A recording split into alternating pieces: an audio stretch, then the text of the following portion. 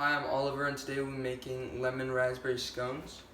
I've already washed my hands. The mise en place are 3/4 cup raspberry, 3/4 cup cream, 1/4 cup sugar, 2 cups of flour, 1 tablespoon baking powder, 1/2 teaspoon of salt, the zest from 1 lemon, and 1/2 cup of butter.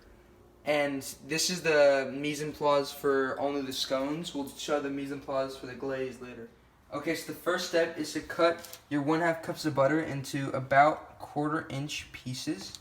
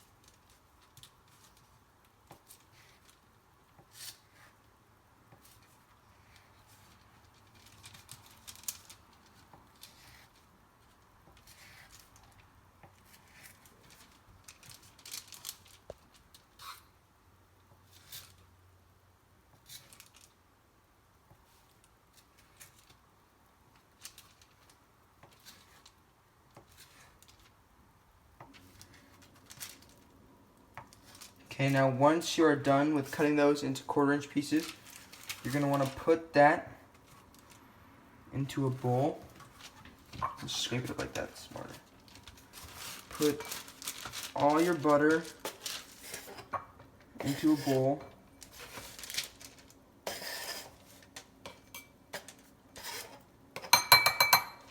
And you're going to want to put that bowl, thank you, into the fridge until when you need it, so it shouldn't be that long. The next step is to preheat your oven on bake to 425 and line a baking sheet with parchment paper. Okay, so the next step is to zest your lemon. You'll need the zest from 1 lemon.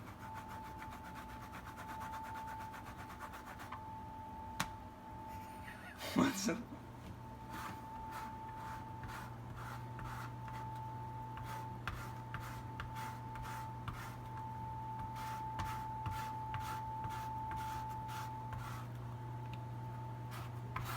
You're not going to need to zest every spot of the lemon for too long. You just want to get relatively all of it.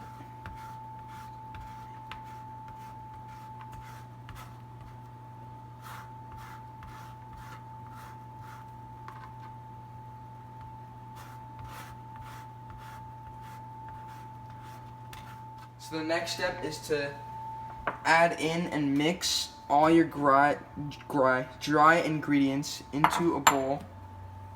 You're going to mix it with a small fork.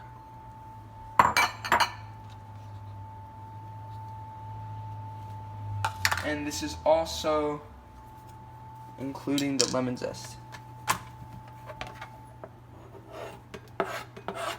So we're going to mix it up with a fork until all the ingredients are blended well together.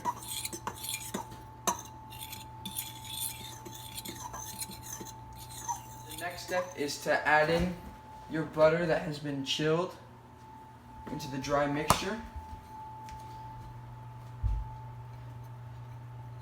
Come on. Here, I'll use this knife. You're going to add in all your butter, and then you're going to coat it with the flour.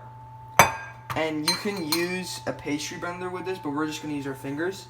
And you're going to do it until the mixture resembles coarse meal. And this is also one of my techniques.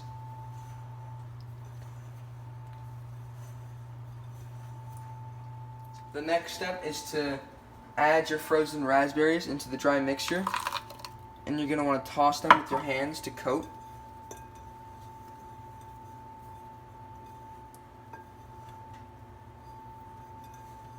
You're You're going to really want to cover them. And then after that, let me actually wash my hands really quickly. Rinse it all.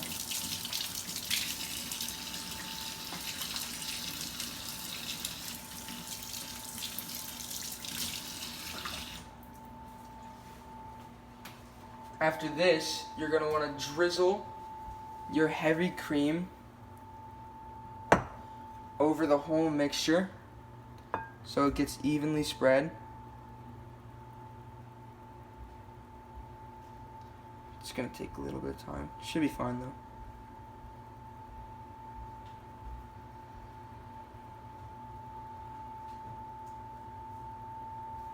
And you're going to want to toss it as well, more lightly, with a fork.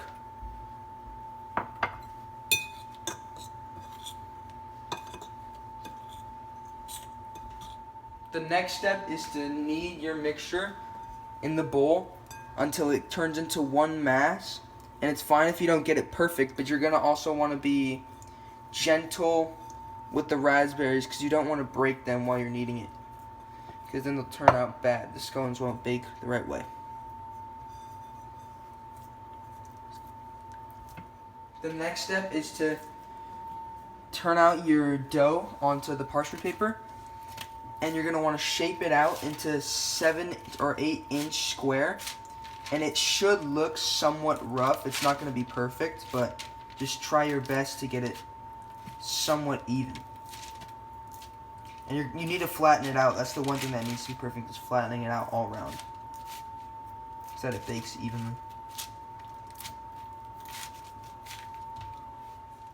So your next step after you've made it into your full-on square is to shape the dough into, it's kind of separated there, into 9 smaller squares.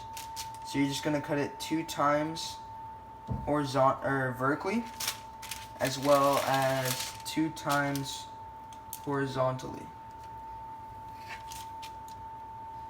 And then once you're done with this, you're going to want to separate them and try and move them a little bit.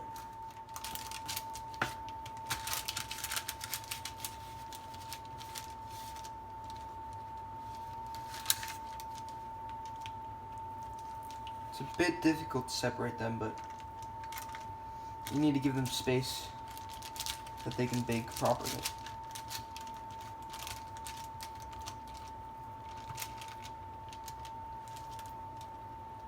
The next step is to cut these diagonally, each one, and you're going to want to separate them a little bit to give them a little bit of space to bake. Some will be smaller than others, but it's fine. The next step is to bake these in the oven that we have preheated until they're pale golden, which will take about 12 to 15 minutes. Oh, wrong way. And you're just going to need to watch them. While those are baking, I'm going to talk about the history of scones for a little bit. So they're either from, no one really knows where they're exactly from, but they come from the region of like England, Scotland, and Ireland, but no one knows exactly. But they were first mentioned in print from a translation of the Aeneid, which was a poem written by a Scottish poet named Gavin Douglas. And they used to be made with yeast and were griddle baked, but now they're made with flour and they're baked in the oven. And they come from the, need help with the last one? They're related to the ancient Welsh tradition of cooking small, round, yeast-like bites or biscuits, sort of. So the next step is when they're done cooking, you grab your oven mitt and you want to take these out, and you're going to want to let them cool for about 10 minutes before you can put the glaze on them. It's fine if they cool for longer, but it has to be minimum of 10 minutes. So once we're letting the scones cool, we're going to make our glaze for the scones. So this is the mise en place. This is going to be half of this lemon juice, so we'll cut this in half and juice it, and then 1/2 cup of confectioner sugar. So we'll start by juicing half the lemon with the lemon juicer or by hand, but it's better to use a lemon juicer.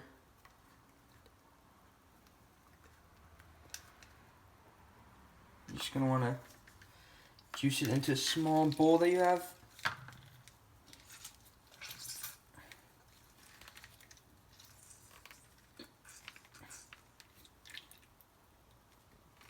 Once you're done with that, we're going to want to measure out half a cup of the confectioner sugar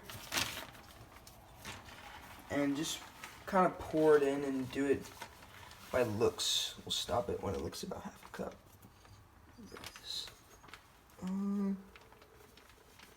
See if that's good. That need a little more.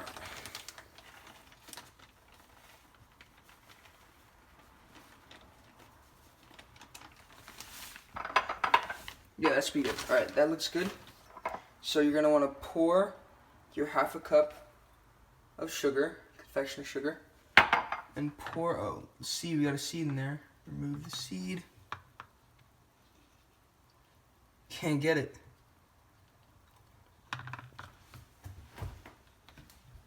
Got it, finally. There we go. So now that the seed is, leave it there. Now that the seed is removed, you're going to want to mix the lemon juice with the sugar, and you're going to want to whisk it until it becomes the preferred texture that you want it. And you might have to add more sugar as you go to make it thicker.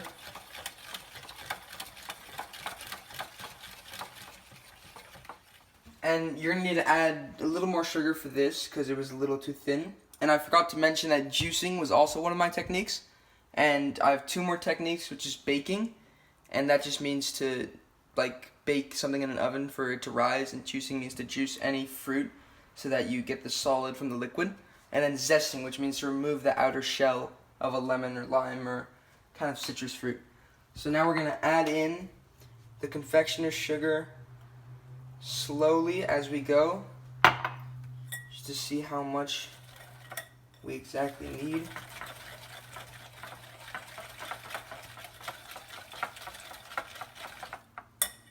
Some more.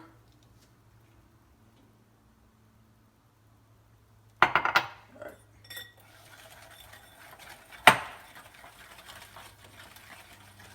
So when your scones have cooled and your glaze is done, you're going to want to take a spoon and sort of drizzle it over the scones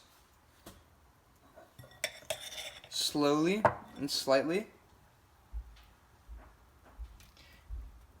And this is where a lot of the sweetness kind of comes in, and all the lemoniness comes in. And you're going to want to not take too much for each scone, because you got to remember that you can add some when you're done to the scones, because you might not have enough.